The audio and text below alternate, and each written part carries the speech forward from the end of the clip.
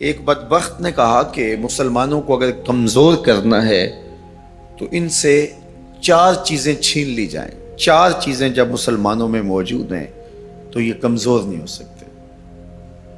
ایک قرآن مجید، یہ ان کی وحدت کی ضمانت ہے، اور یہ کتاب ان کی وہ ایسی پاکیزہ اور متحرک اور فعال تھیوری ہے جو کبھی بھی فرسودہ نہیں ہوتی اور ہر دور کی ضرورت کو یہ کتاب پورا کرتی ہے.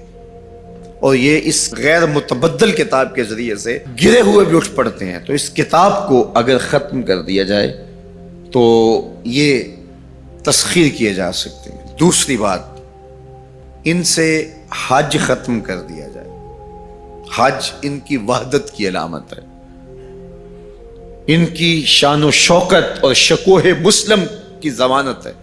لہذا حج ختم کر دیا جائے تو ان کو تسخیر کیا جا سکتا ہے. تیسری بات، ان سے جہاد کا خاتمہ کر دیا جائے. جہاد ختم ہو جائے گا تو یہ کمزور ہو جائیں گے.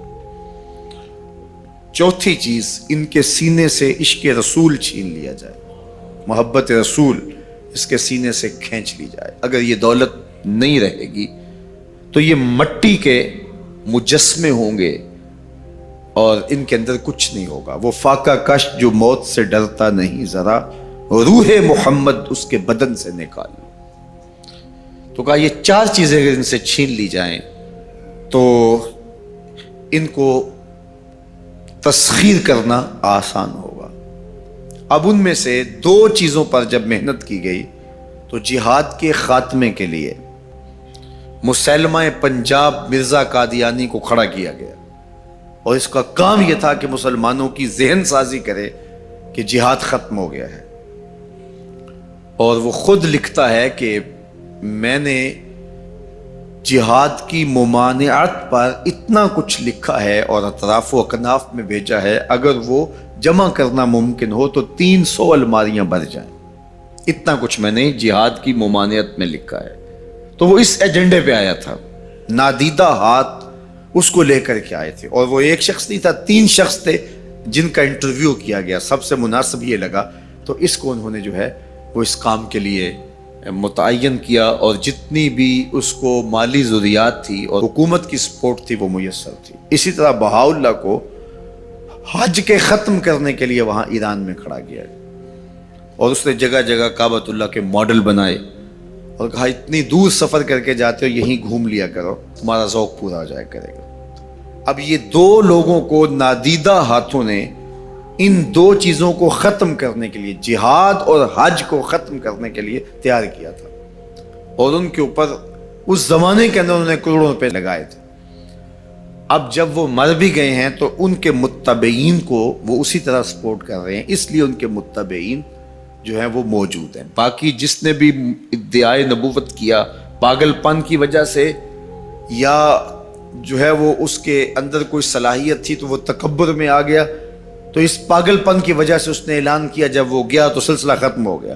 لیکن یہ جو 2 لوگ تھے ان کو باقاعدہ نادیدہ ہاتھوں نے کاشت کیا تھا اور پھر پانی دیا تھا، اور اب یہ کٹ گیا ہے تو نیچے سے ان کی پنیری کو وہ اب بھی جو ہے وہ پانی دے رہے ہیں اور گوڈی کر رہے ہیں، اور مسلمانوں کے اندر رخنہ اندازی کے لیے انہوں نے ہمیشہ ان کو فعال رکھا ہے اور ان کو ہمیشہ وسائل فراہم کر رہے ہیں.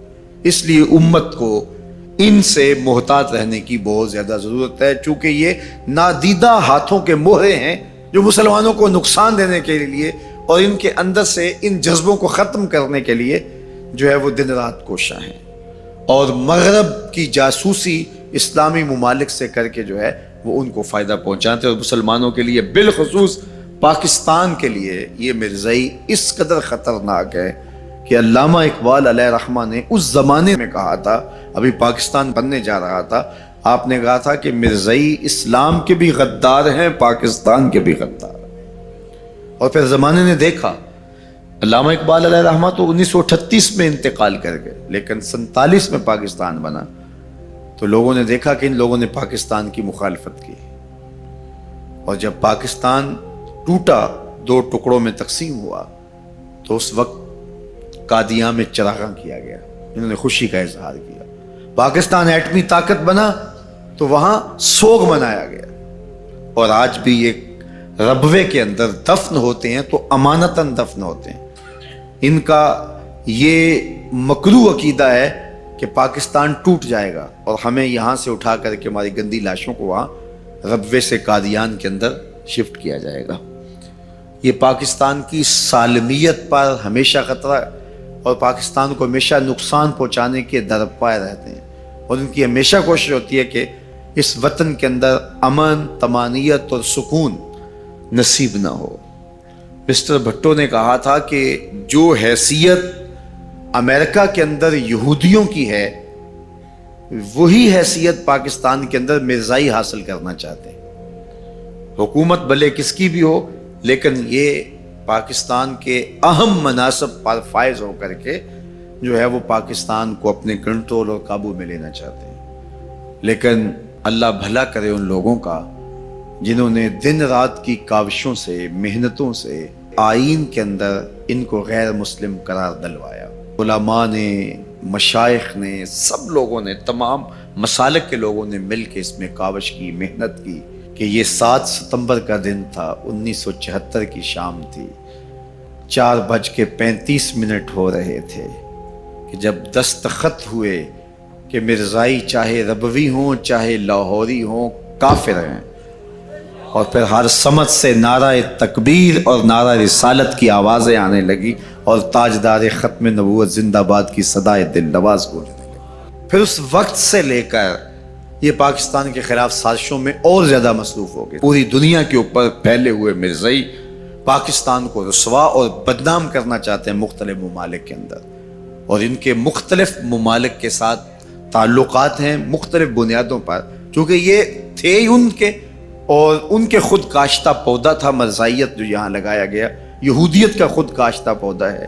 لیکن مرزائی یہ نہیں سمجھتے کہ پاکستان یوں ہی نہیں بنا، یہ کسی حادثے کا نتیجہ نہیں تھا، پاکستان محبوب کی نگاہوں کا نتیجہ تھا. اللہ کے خاص فضل سے یہ پاکستان مارز وجود